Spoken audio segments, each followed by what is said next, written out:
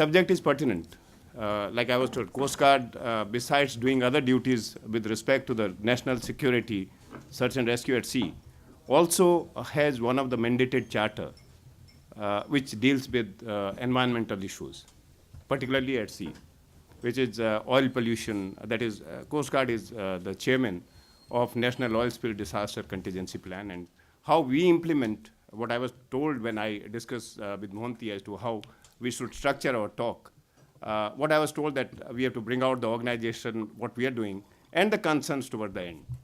I know there are requirements, among most of us, to see a balance between the development and also the concerns which are every now and then brought out by various environmentalists and this thing. But at times, one or the other crosses the limit, and that's what brings in the disbalance. As long as we are having a balanced approach to the thing, perhaps both can coexist. So before we start the question answer session, there's a small presentation which perhaps will give you an idea of what we are doing and what the concerns are. That may make the things slightly better. So I'll allow the presentation to go through and, go ahead. You can, thereafter we can have the question. Before I start, I just want to flash a small quote from one of the eminent person. On one hand, there is need of society to able to make use of resources and facilities offered by nature in order to produce the things it needs and wants, and on the other hand need to ensure that the man does not pollute the environment as to make impossible the very activities which depend on their environment of continuance. Activities such as transportation, food production, recreation, and industries. The statement flashed on the screen is from famous judge of International Tribunal for Law of Sea, ITLOS, which underlines the importance of striking a balance between development and environmental protection.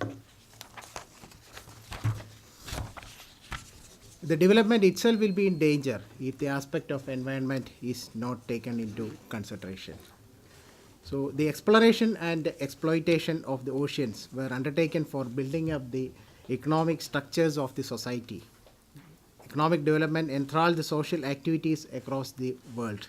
But the negative externality in the form of environmental damage generated during the building process of economic structure started affecting the same society who is the beneficiaries of it.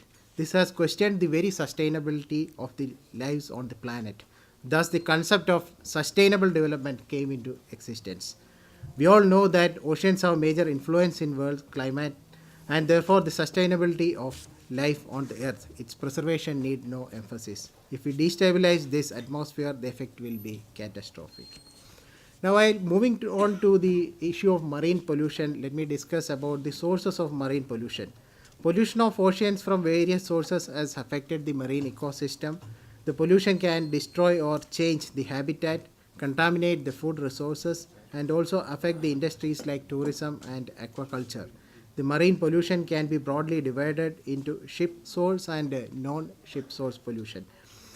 The non-ship source pollution are generally land-based pollution in which pollutants are dumped to sea.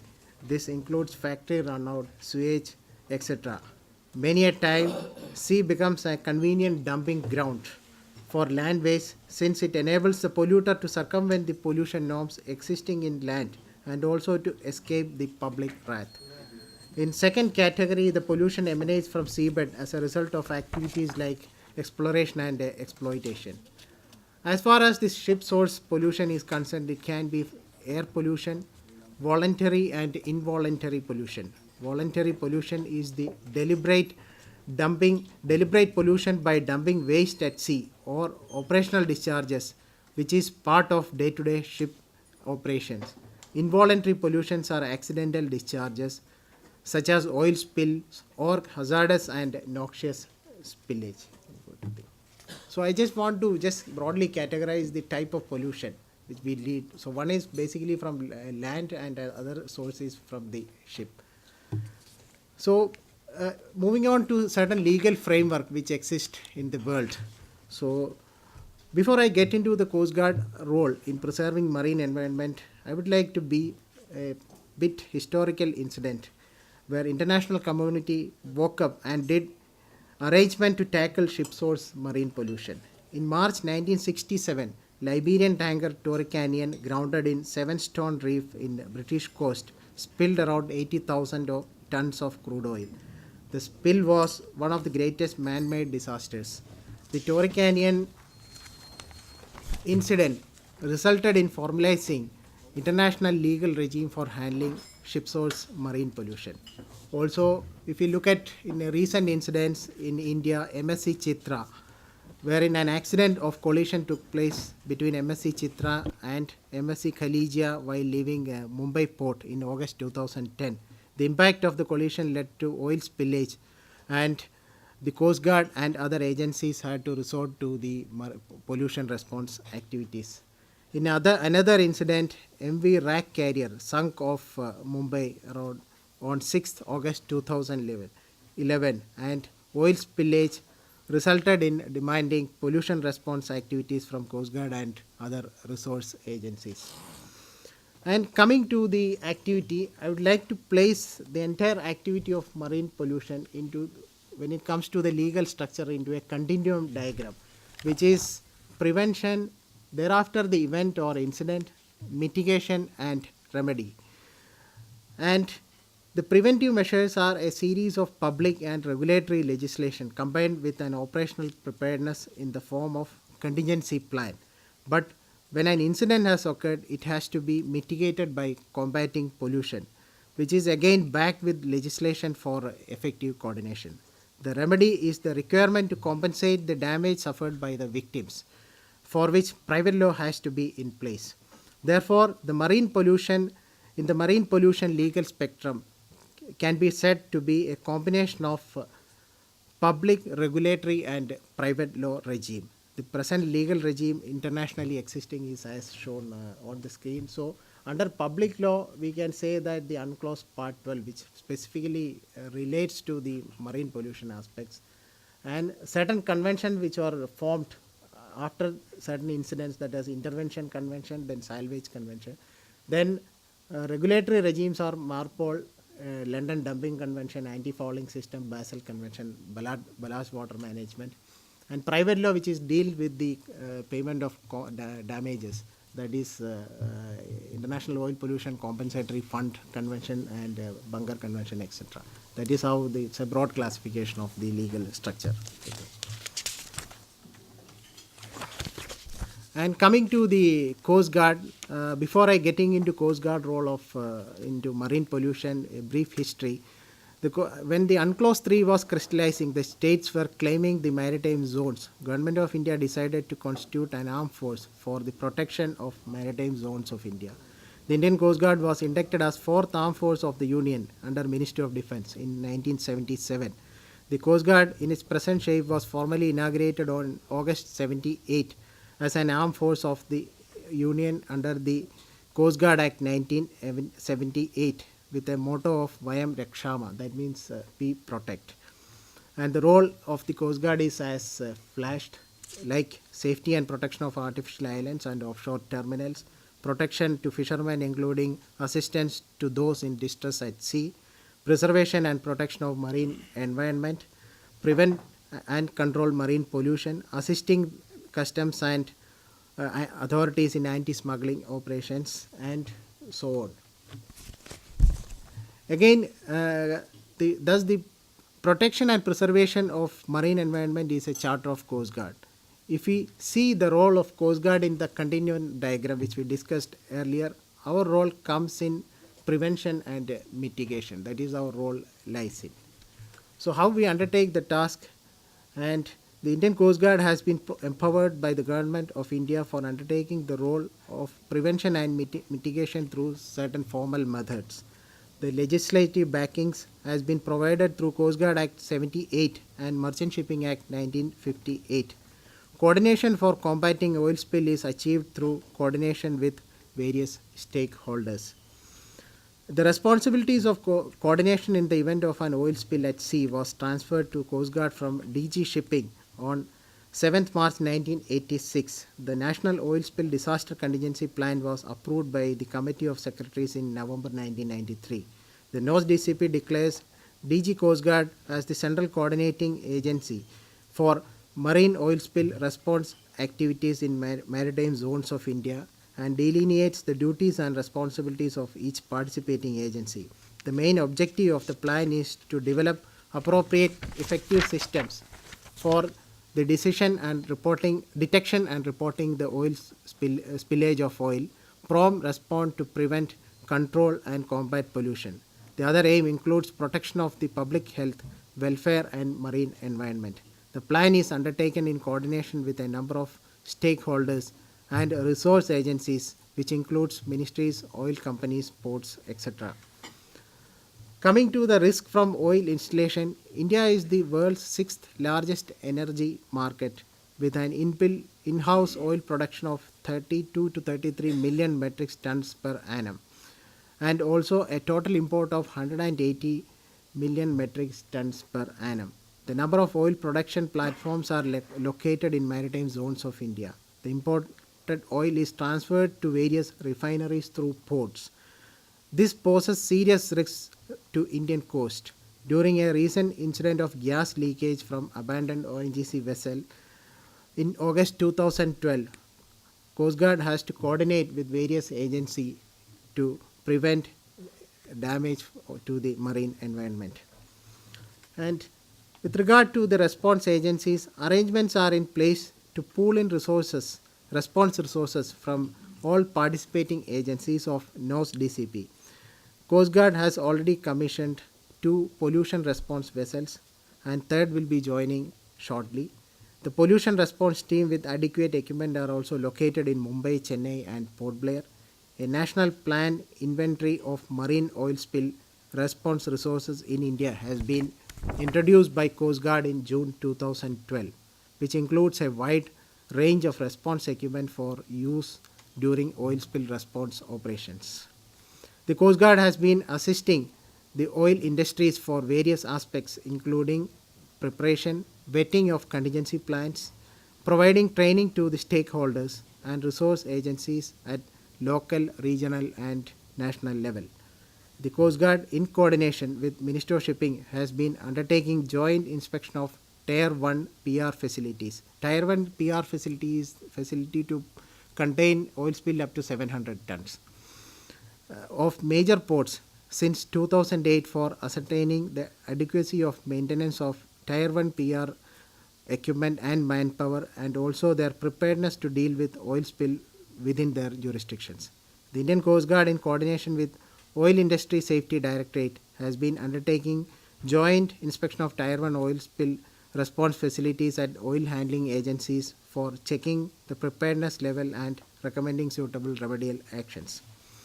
Oil spill response and cooperation IMO level 1 and level 2 training modules are conducted across the year by the Coast Guard. The annual training program is made available online for advanced planning. Coast Guard also demonstrates its preparedness and readiness to intervene effectively in containing an oil spill disaster at the national level oil spill response exercise, which is conducted annually. Recently held NATPOLAREX exercise during the month of December 13 witnessed international participants as observers from neighboring countries like Maldives and Sri Lanka. The annual meeting of National Oil Spill Disaster Contingency Plan and Preparedness are held with the stakeholders and response agencies. It has hitherto been the practice to take up issues relating to contingency planning and preparedness for oil spills during the NOS DCP meetings chaired by Director General and thereafter published decisions of the meeting for compliance by the stakeholders. This inhibits communication of expectations and information to stakeholders in the intervening period with a view to facilitate expeditious communication to all stakeholders to the NOS DCP. Circulars and notices are, as appropriate, is being issued by the Coast Guard in respect of matters pertaining to contingency planning and preparedness for response to oil spills in Indian waters. A book titled The National Plan Inventory of Marine Oil Spill Response Resources in India was also released by the Director General during the NOS DCP meeting in June 2012. The book contains state-wise pollution response inventory held with Coast Guard, ports, oil handling agencies and other stakeholders. The other initiative of Coast Guard in preserving marine environment, which includes maintaining an maintaining pollution response equipment in an through oil spill resource organizations, and under which this arrangement we made an approach paper, and the approach paper states request the government to make it compulsory that all ships entering the Indian ports shall have a pre-contractual arrangement with oil spill resource organizations for mitigating the spill effects in case it happens. Also, olive ridled turtles, which is they come to the beaches of Orissa annually in November and December and stay till April and May for nesting. So we also have a charter to protect these turtles from the fishermen and other interventions of the by many other tourists and all these people. And coast of Orissa is the only place where these beaches, where this phenomena happens every year. And this species is also listed as one of the endangered species in the as per the Wildlife Protection Act. Coast Guard also publishes a biannual newsletter called Blue Water, and which highlights issues relates to coastline protection, marine pollution, and also latest know-how within India and abroad, covering IMO news and famous articles from renowned veterans in the maritime field with regard to the marine pollution. The latest issue of 2014 covers net environment benefit analysis. So with that, I would like to conclude my presentation saying that, as dwelled upon during my initial slides, the ICG Charter of Duties includes pollution response, marine environment protection in sea areas adjoining the coastline. Towards this, various initiatives have been undertaken by the Coast Guard as highlighted in the preceding slides. Here I would like to mention that despite a lead agency in protecting the preserving maritime environment, the Coast Guard also faces certain difficulties in obtaining CRZ clearance for such projects which are necessary to be undertaken for fulfilling its mandatory charter. To have a practical result-oriented approach, I would urge the representatives from various agencies, ministries to have a holistic approach towards providing various clearances for effecting Coast Guard Charter of Duties in providing safe and clean coast. Setting up of coastal radar chain station across the country for ensuring coastal security also face difficulties in getting environmental clearances, especially in Andaman and Nicobar Islands. The minimal infrastructural development for protection of the coast is also undergoing the teething problem under the latest notification of CRZ 2011. Therefore, authorities concerned may approach such things in a larger interest of our nation to protect our marine environment. Thank you. Jai Hind. So, gentlemen, this was just a small little background. Yes, there are difficulties. Like he mentioned, he touched upon some of the projects which are important from the national security point of view. Radars are connected, and we get the live picture in our headquarters in Delhi, where we see all the mariners all around our coast. We can see it here. There was almost 6 radars we were supposed to have put in Andamans.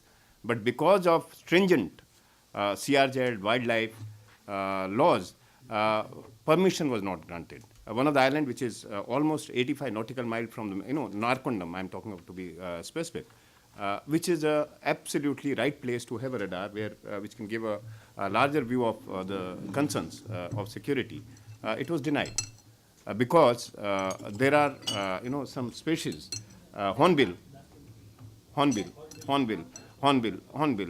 So we were told that radar may stop the generation capability of these hornbills, and therefore permission will not be granted. We have taken up the case, but then possibly the environment concerns or the concerns of this bird overrode the security requirement, and as a result, we have shifted that radar station to the closer room.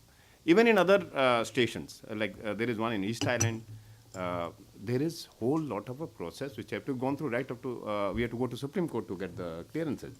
Now, if there is an urgency, perhaps, much as I agree that yes, if we let it go free for all, there will be quite a lot of problems for maintaining the balance between the development and this thing.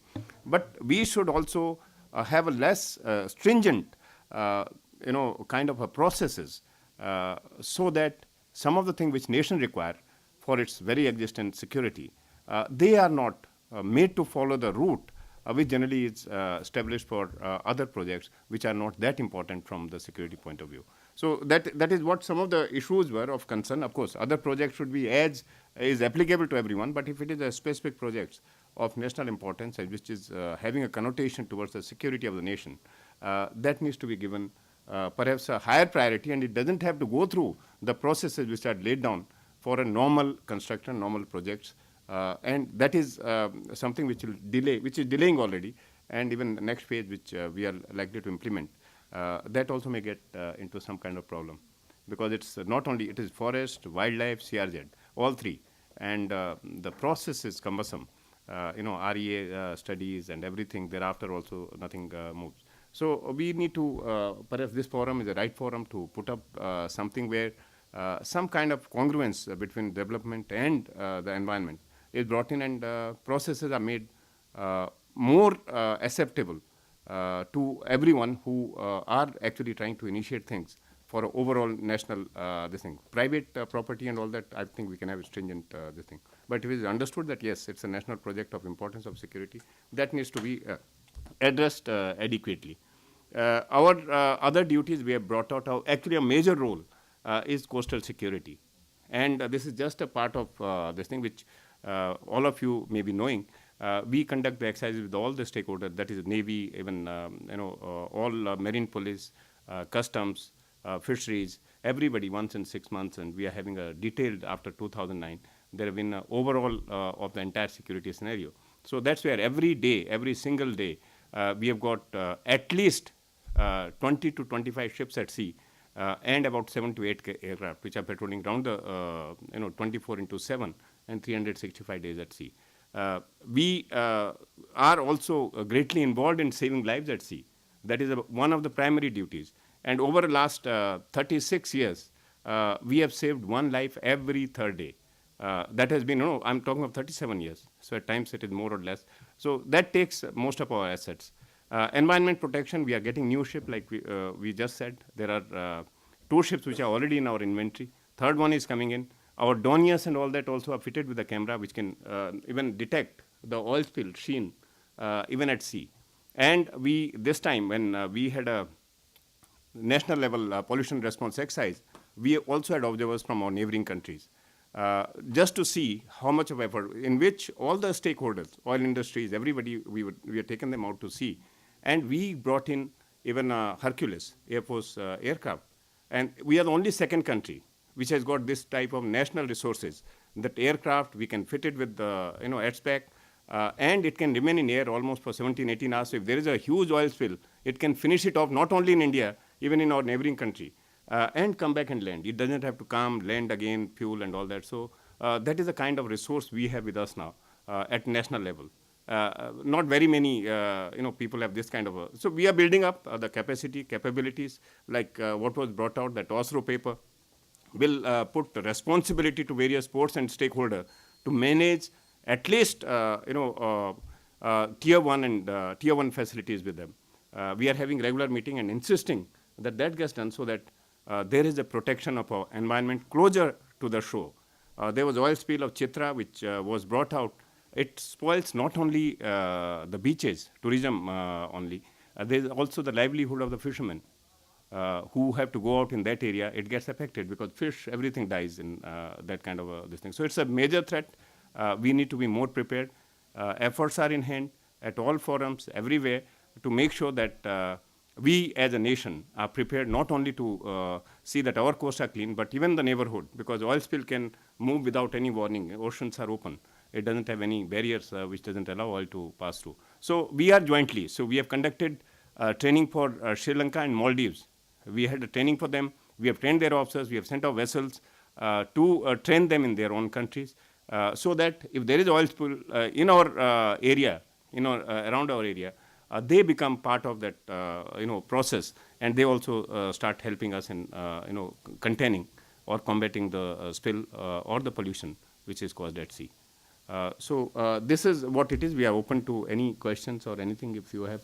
There are now there's a lot of concern about two things: ship breaking and abandoned vessels. So how does your department's role come in these two activities in protecting the coastal environment? First one already, that vessel convention, I think that was clarified. Now, as far as ship breaking and this thing, yeah, that's a concern. That's a major concern. In fact, there have been ships which are being sent to some of these yards, particularly Alang, and there are other yards also, where they come with a very bad, safety records. We have insisted. DG Shipping is the one who is overall in charge for such kind of this thing. He is the one who gives the approval for bringing the ship in, and we are informed if there is any kind of situation which may result in any kind of disaster. To this thing. I'll just tell you, there was just about a month or 2 months ago, there was a situation. It was not oil spill disaster. It was told to us that we are getting a distress alert of EPUB. EPUB was the one which gives us an alert through our MRCCs. All around the globe, we can pick up any distress anyway. And we had put out almost 2-3 ships and aircraft to see, in that area where the distress is, and we didn't notice anything. Now, what we came to know was that this ship, which was going to Alang, it had thrown its EPUB into the water. And after we found it out, then we said, okay, how many ships went out to sea? We calculated it, how many aircrafts and how many hours we have spent. What is the cost, capitation charges for that, which has been incurred to Government of India. And then we asked that ship to pay about 30 to 40 lakhs and put it in government treasury to see that others learn a lesson. So there have been that kind of a concerns. Other concerns are addressed in case there are people. DG Shipping is the one who keeps tab on all these things, but we are there. Once we are alerted, our ships, our people, our aircraft, they keep watch on such kind of rogue ships before they go for ship breaking. Yes, ma'am. Does the Coast Guard, this is more an information question, does the Coast Guard have the right to sort of go and inspect if, let's say, places like Alang? Because while it is under DG Shipping, the fact that there is a whole lot of hazardous material that either gets dumped, etc. So do you have the right, or are there tensions? So that's question number one. Okay. I have about 3 questions. Okay. The second is probably more of a comment. You spoke about Narcondam. Now, the truth of the matter is that, after the tsunami, I've worked in the Andamans for 5 years. And if you look at what happened to Karnik, I think it is a point of reflection for us that if you have an Air Force base where the residences are so close to the coast, violating all the CRZ simply because we use this argument that, it's for national security and so on. But there was no reason to have the houses like right on the beach. So I think we've also made mistakes and learned from our errors. So I think we need to look at our security reasons being put forth sometimes. So I'm sort of really in that sense arguing in favor of the CRZ norms because we've learned lessons the hard way. My third question is regarding, does the Coast Guard have an ability to sort of look at environmental issues, appropriate technology, look at EIAs internally? Because, that would enable or maybe empower you to also, do we have ballast laws? I mean, laws about protecting our coast, because I think that's another major issue. I'm not sure whether we have laws, but my understanding is that we probably don't. So That's the other sort of question. Thank you. Thank you, ma'am. One thing common between you and me is that I've also spent about 5 to 6 years in Andamans. About six years to be precise. I was, after tsunami, though I was in mainland, but my ship, which I was commanding, was deployed there with, all the people and this thing. So I do understand your concern. First question of yours was right to inspect the ship breaking yards. No. Anything on shore, it is the state pollution control board. They are the ones. Yes, anything out at sea, other side of the baseline, we come in.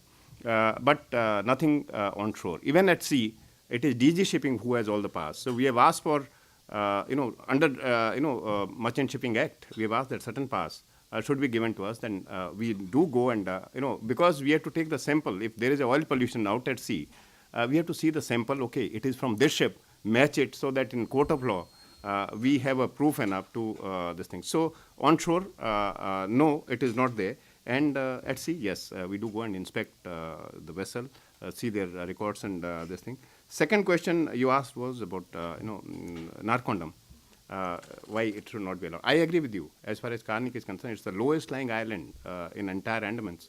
And the catastrophe of this thing, I can fully agree with you that those houses shouldn't have been so close to beaches, more so when it's a flat island almost. But Narcondam, other than a few police people there, which are on the base of it is a hilly kind of a thing. And we just needed perhaps 20 meters by 20 meters area to set up that this thing. Total migratory birds there, that hornbills we are talking about, is about 50 to 60, I think. And it is located, and there's no human presence there on the island other than the police outpost. We were saying for the overall security concern, it should be there. I agree with you in other islands, yes, that should not be the case. But for that, perhaps it should have been granted. But, the overall concerns of the environmentalist, and we agree since it has been given, we have shifted it. We have gone with the thing. Third was technically whether we have, no. We are very poor in having the regulatory mechanism in place for us to be effective. However, we have taken up the case, and it is DG Shipping whose act has to be given some amendment, and which is likely to undergo some changes, where all these things will come in. Once they come in, there will be more structure in place for us to be more effective in implementation of certain measures in our waters. You're right. We have got very loose or no legal backing to most of the serious incidents also, as of now. No, as of now it is not. Ballast laws to the extent that if they are, oil spill is there from the, ballast, if they are trying to do the ballast cleaning in our water, and if there is a oil substance or any noxious substance which is being, and if it is noticed, definitely they will be able to catch them. Ships come with ballast cannot discharge ballast in harbor or up to certain geographical limits. And because one of the major concern was migration of alien species, which comes from other marine atmosphere to introduced to a new atmosphere where it may grow exponentially. Like one example is one jellyfish in Caspian Sea, and I think it was brought from American or Pacific marine atmosphere, introduced to Caspian Sea through ballast water, and but there it could grow exponentially, and it finished all the fishing in that Caspian Sea, which suffered a local economic downgrade.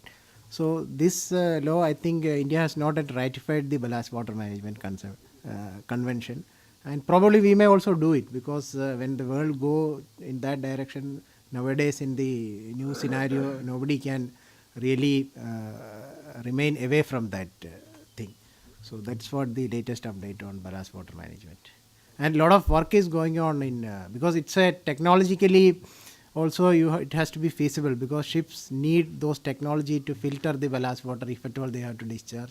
And present regime which they are following is standard, which they say mid-sea or in mid-ocean, the ship has to exchange the ballast water, so that if at all they are taken those invasive species or alien species from a particular marine atmosphere, it has to be done, exchanged mid-sea, so that it should not come to the coastline of or coastline marine ecosystem of a country. So that is the present, it's a temporary arrangement which is being done. That's all. Yeah, that's why it's there. It can come with the hull also. All these discussions are happening at quite high level, and it's quite concerned because biosecurity is another major concern which is going all around the world. Especially if you go to Australia or something, they won't even allow you to carry an apple because of this aspect. So biosecurity is also a major concern, and it is being addressed globally. And I have been I had the privilege to attend few seminars also. I have a question, yeah. Yeah, I have also information question which I'm asking myself since yesterday. A couple years ago, I had the opportunity to visit one of your ships in Chennai, and it's really impressive. But and that question came up yesterday already when I followed the discussion about this control board, and then later on you raised the question about monitoring, and they said no, that basically we don't monitor. And I wonder, I mean, it's in the name, control, I mean, and then they don't monitor. And now again, I mean, there is this infrastructure to control, basically, but, and this I heard several times in these 2 days, it seems to be the problem is not that there are no laws or no ships that can control or a control board, but it seems to be very often a question of execution. I mean, executing. I mean that someone has to. I mean, we know that we live in a democracy. There is legislation. I mean, they're doing the laws, but you need an execution as well. You need someone who has then the right. And I maybe I ask you, but I mean, it's an open question. I really wonder what explanation there is. I mean, there are other countries as well, including my own country, that we have problems in executing some certain things and so on. But here I have the impression, at least in this field, this is it's a upcoming thing somehow, and I wonder what is the explanation for that. Is there a historical reason why the execution is weak, or why is this not so important? Yeah, so that's my question. Thank you very much, Dr. Jurgen. And I think this question can only come about if you have done enough of study about why we are poor in monitoring and execution of certain tasks. First of all, in India, like I said, we brought out somewhere that the rules, the mindset is mostly continental. We didn't look towards the sea. So most of the laws at sea, as far as environment protection are concerned, they are either archaic kind of laws, or they have not been revisited often enough to seek the changes. When the laws were made, when new organization came in, they were expected to have had the pass for monitoring as well as execution, and also to implement certain measures by virtue of enforcement. So those were not there. It was with pass of execution was with somebody. The organization which has asset, they didn't have any power. So it's coming in place, though it is too late in the day. We have sent all our detailed comments, and few of the powers have come from Environment Protection Act and Merchant Shipping Act. It is coming to us. Like what we have seen in U.S. Coast Guard, they are the ones who have got powers, who are the ones who see what is wrong. They will also immediately see that, yes, you are the defaulter, and they have the power to arrest and take the thing. So that becomes here there are a number of agencies. DG Shipping will have power, Coast Guard will have resources, EPA, somebody, merchant, this State Control Board will have certain powers. So what is happening is there is a need for us to sit together as this thing and legislate. It takes a whole lot of long time, and make a legislation in such a way that all the national resources are used in a way that it becomes effective for the nation, and not that an individual organization can't say that it should remain with me, or it should be decided by a third body to say that, yes, This agency has the wherewithal. They are the one who should implement. Still, there are a few areas where there is a need for us to look into seriously to make it more efficient. I can't agree with you more. And your observation, I'm sure it has come out after in-depth study of the whole issue. Yeah, I do agree. There is still a road for us to cover, and initiatives are at hand to bring in more legislative power with us or with the organization which are implementing it at sea to make it more efficient and effective. I mean, it's not to accuse. I mean, that's we in Germany we also refer to the U.S. always. I mean, a sheriff in a little village there has more power than than compared in Germany. I don't know. You would need. If there is something wrong, he can execute that. He's enforcing the law. That's his job, and that's how he sees it now. And I'm always surprised, in Germany, but even more here, that you have this in place and there is still no enforcement. And my question actually was not like this is the case. Is there a historical explanation, or what are the explanations for this? There must be an explanation. Okay. Find out.